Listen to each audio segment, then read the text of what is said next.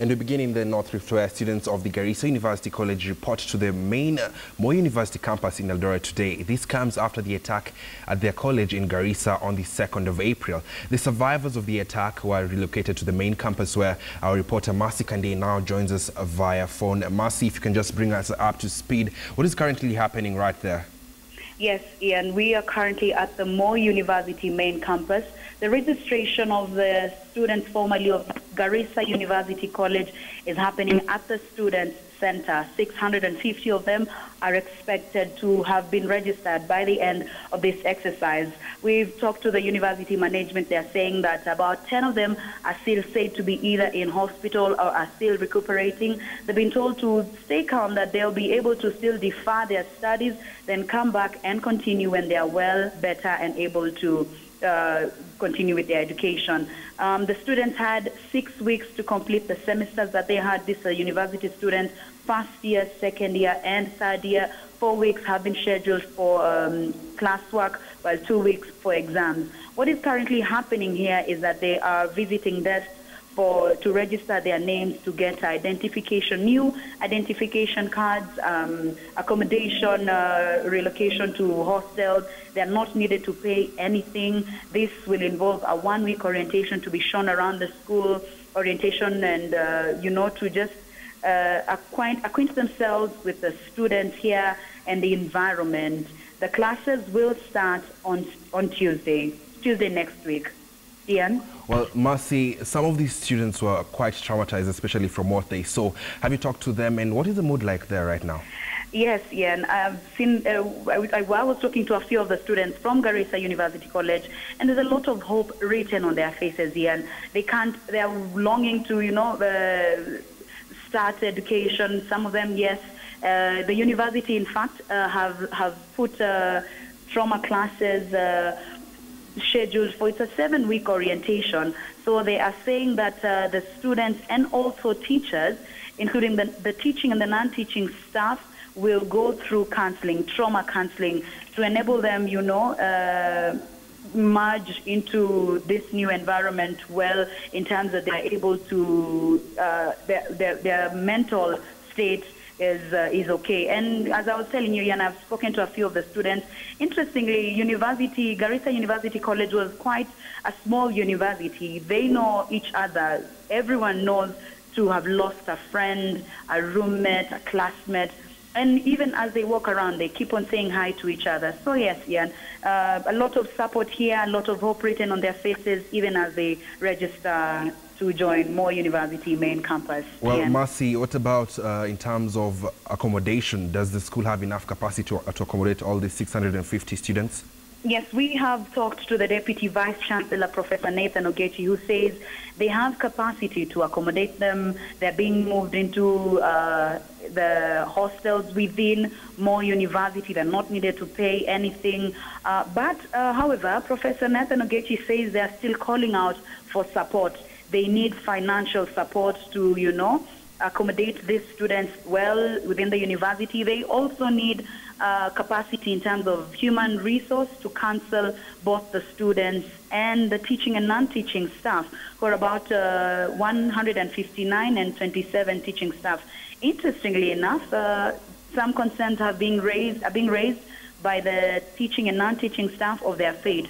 That the fate of the students has been identified, that they'll be here until they finish their university education. But after this 6 weeks of completing their semesters that they had, remained with back then, what happens to the teachers, the teaching and the non-teaching staff? Ian?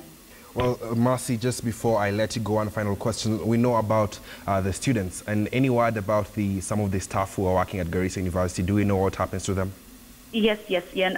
So talks are still ongoing between the staff and the non-teaching staff, representatives of the union, to ensure that they are well catered for. There had been reports that they'll be, relocated to other universities of more universities, the satellite campuses, but that is still in the pipeline, yes. Although the non-teaching and teaching staff who've talked to us on the side are saying they'd want also their fate to be official and known of where they will go next after the 6-week semester is done here at the main university. Ian.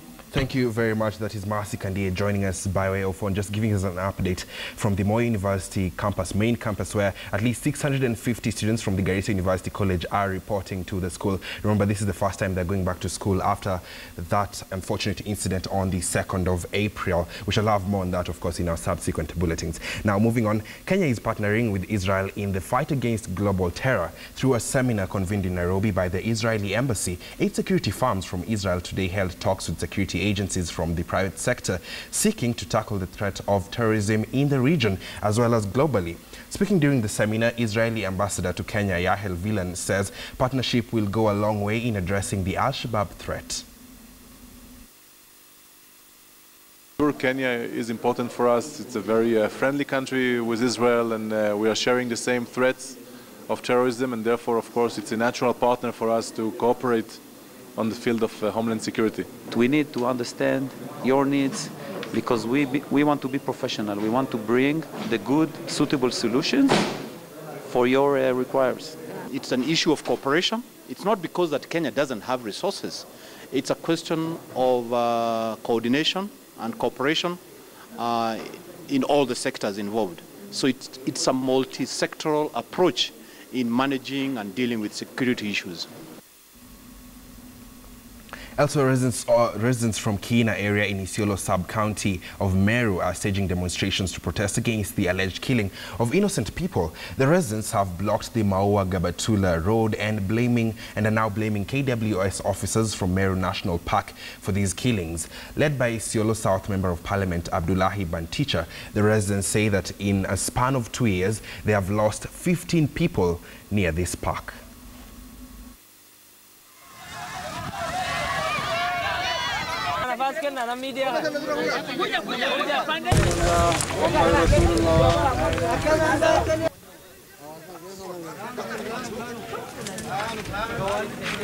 Anatumia mali yetu, wanakaa hapa, wanakomboa nyumba kina, alafu wanatuua kila siku. KWS wanaua watu 15. Hata baba ya huyu ni yatima, mimi nabeba. KWS ndio wameua.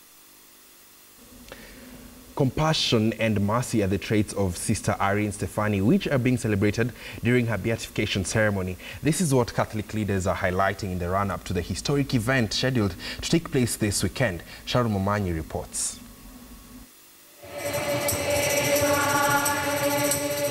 As final preparations for the historic event continue in Nyeri town, Reverend Professor John Lukwata, a liturgy lecturer at the Catholic University of Eastern Africa, speaks of what the event would mean to not just the Catholic faithful, but to all Kenyans. The message of compassion. Sister Irene Stefanie, a Consolata missionary nurse who worked at the Gikondi Catholic Parish in Nyeri from 1915 to 1930, died of bubonic plague, which she contracted while treating a patient. There is a text in John's Gospel, chapter 15, verse 13, which says, "No one has greater love than this, that a person lays down one's life for the sake of one's friends." And I think this is what Sister did. Beatification is an act of the Roman Catholic Church declaring that a deceased person led a holy life. It is the third in the 4 steps of sainthood, the 4th and final stage being canonization. A beatified person is called blessed, and a canonized one is a saint. People still living can then request the blessed or the saints to intercede with God on their behalf. And as Reverend Lukwata explains, the process is meant to celebrate those who have lived exemplary lives on earth and use them as role models to others. The idea some people have of being a saint is that you lived an angelic life, you never committed sin. Being a saint is a struggle. You struggled just like anybody does, and perhaps you are not an angel, but you committed your life, and that you lived a life that was virtuous, and you made an effort to be pleasing to God and to people. Many would wonder, what exactly does the beatification ceremony entail? There will be someone called a postulator the one who promotes the cause of this beatification, he will make a formal request to the representative of Pope Francis for Sister Irene to be officially declared blessed. This person will also give a small profile of Sister Irene, and thereafter the representative of Pope Francis will then read the apostolic letter that will officially declare Irene a blessed. Sister Stefanie worked with the Consolata Missionary Institute. The institute is for the next 3 days holding an international missionaries conference at the Catholic University of Eastern Africa in preparation for the beatification ceremony. I think it is very, very special here because beatifications have been taking place until recently. They were taking place in Rome, but there has been some kind of decentralization. And so this is the first case of beatification on the African soil, and that makes it very special. The entire leadership of the Consolata fathers and sisters from around the world are expected to attend the ceremony. Shalmo Manyi, KTN. And still on the same, in a bid to boost security and order during the beatification ceremony, taxi owners who will be operating in the town during the 3 days have to acquire a special pass. KTN Central Kenya reporter Carol Nderi also explains to us why the British Army have a special place in the beatification ceremony. Taxis that will be ferrying pilgrims during the 3-day beatification ceremony will be expected to have special stickers for identification. Those operators who will not have complied with the directive will not be allowed to access some of the designated areas. For that special pass, each taxi operator will have to part with 3,000 shillings. 300 vehicles have so far registered for the car sticker. We have taken the particulars of the driver, the owner of the vehicle, and we have captured all the data of the vehicle. The other vehicles which have got no other details and they are not registered, we are not going to allow them at least to go beyond a certain extent, because out of all these, they are public, and we'd like at least to know the safety of all these people. The beatification event will commence on Friday with a night vigil at Gikondi area of Mokorene, where Sister Irene lived for 15 years. The main event will be held at the Dedan Kimathi University of Technology on Saturday, and on the third and last day, there will be a procession from Mathari Central Chapel, where her remains are presently stored under lock and key. British Army soldiers from Nanyuki British Army Training Units camp will be involved in removing the casket containing the relics. Warrant Officer 1, Regimental Sergeant Major John Curran, who is in charge of the group, said the involvement of the British Army is because Sister Stefanie treated injured soldiers during the First World War. Myself and some of my colleagues are rehearsing for Sister Irene's on Sunday. The box containing the holy remains will be placed there. This is what we shall give thanks with, and this is what will be transported still with the military honor to Cathedral. Sister Stefanie was between 1913 to 1915 involved in treating of fighters in Tanzania during the war. She was later appointed a head cook for European and local personnel. The British Red Cross also awarded her a medal for her work. The British soldiers will on Sunday march from Mathari to St. Mary's Boys Secondary School in Nyeri Town, a distance of about 7 kilometers for the Thanksgiving ceremony. Most hotels and lodges have increased their rates in anticipation of cashing in on the global event. Many have doubled up or even tripled their usual rates. Final preparations to spruce up the town are in top gear. And it is for these reasons that her virtues have been exalted, with the church leaders calling on Kenyans to try be anyada in the best way they can. Carol Nderi, KTN, Nyeri County. And still in central Kenya, residents of Murang'a are up in arms over the poor state of the Gaturi-Kieni road, which they say has been rendered impassable for the past 3 years after a 15-feet deep pit was caused by heavy rains and floods at the Gaturi ward of Murang'a County. The road that connects Gaturi Shopping Center and Kieni Polytechnic is no longer passable due to deep trenches caused by seasonal floods. Sasa sisi tunaomba serikali iingilie hapa itutengeneze hii barabara, sababu hata zile vikingi za sitima ziko karibu kuangukia nyumba yangu. Hata ukiangalia vile unaweza kuona pale nilienda kuchukua maziwa hapa chini kwa hii shopping. Mvua ukanyesha nikiwa hapo. In fact ule mto ulikuwa hapa. Niliogopa. Hata ule mto ulikuwa hapa. Hata ngari hizi dogo kama ya taxi inaweza chukuliwa, inaweza bebwa. Elsewhere, retired President Daniel Arap Moi has sent a message of condolence to the family of former Kenya Commercial Bank Chairman Dr. Benjamin Kipkorir, who died yesterday morning in Nairobi after illness. Moi said that he was saddened for the loss of Kipkorir, who was also Kenya's former ambassador to the United States.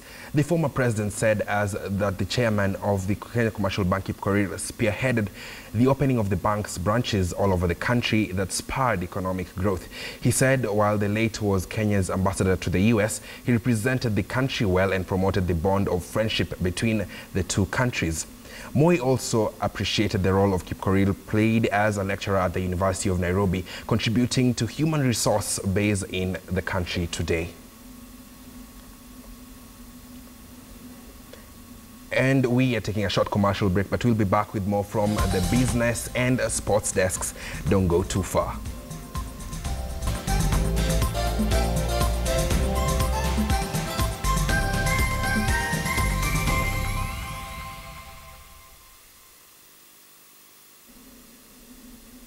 Welcome back. Let's talk business now. With the rising medical claims in the country, insurance companies are becoming innovative to reduce claims paid out. AAR Insurance has introduced a product that will see customers get a 50% refund of their premium at the end of the year if they do not maximize out their cover.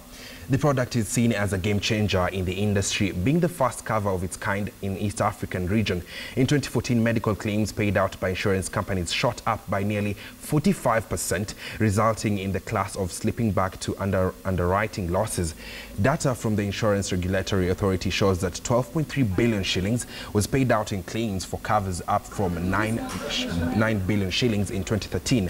In designing the product dubbed as Proactive, AAR linked most of the claims to lifestyle diseases that can be controlled through a regime of good diet and regular exercise. That is going to unlock benefits to customers, so that customers do not have the perpetual question of what happens when I paid my insurance for 5 years, and we have met this question before among our customers. What happens? I've paid my insurance premiums for 5 years and nothing is coming back. And then when we look in the business ourselves to say, is it possible that we have saved this money? We find that most of the money collected for premiums goes to paying for the costs of healthcare. Elsewhere, Kenya Power has lowered street lighting in tariffs in a bid to promote the sustainability of the public lighting program. According to the Kenya Power, the Energy Regulatory Commission agreed to set the tariff at 4 shillings and 35 cents, a near 60% drop from the previous 11 shillings and 35 cents. The move will enable county government to reduce their monthly power bills while ensuring the major commercial and trading centers are lit. The power distributor lighting plan is also expected to ease security security fears in and around the markets, leading to the extension of operating hours. Kenya Power is currently upgrading 4,200 streetlights within the use of LED lights to save energy costs and improve quality of lighting. The company secured 953 million shillings from the Treasury, with the project expected to be replicated across the country. Kenya Power will sign MOUs with the county governments going forward to maintain and upgrade lighting. Because they don't have the capacity. And even if they were to try it, there will be duplication between KPSC and them. And so we would actually bleed. Even as we roll it out to other counties, we would wish to have an MOU where we shall be maintaining, the lighting in terms of repairing and, other general maintenance programs. And so an MOU will be placed.